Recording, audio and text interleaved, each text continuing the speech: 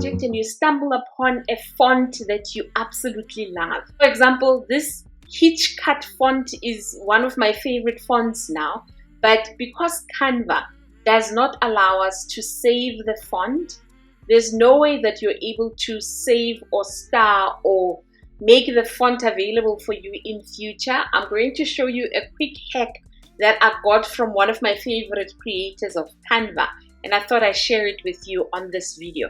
What do we mean by saving a font? We mean with templates, for example, Canva allows us to star templates. If we have an icon that we found on Canva, we can go to the eye and we can star the icon, and it will always be available on our starred folder, and you could use them as you wish. But when it comes to fonts, Canva has not given us a way to save our fonts that we absolutely love. With this quick hack that I want to show you, you need to create a document and you need to add all of the fonts that you absolutely love. And you can reduce the size and have as many as you want so that they're able to fit the page and you can find them when you need them. The most important thing is create a document and you can call it favorite fonts, and then you could have it saved automatically by Canva, and then you can go back to the home page.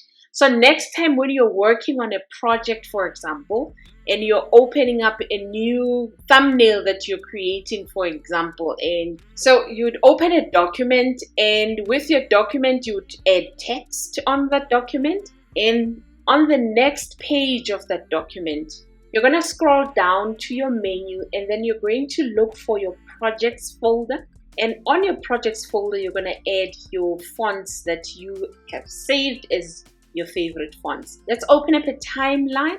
With the page 1, your document fonts that are your favorite are available. So what does that mean? It means when you want to change the font, Canva gives you access to all the documents fonts that are on the document on the second page to be used as you please. So let's say we want to change it to High Cruiser.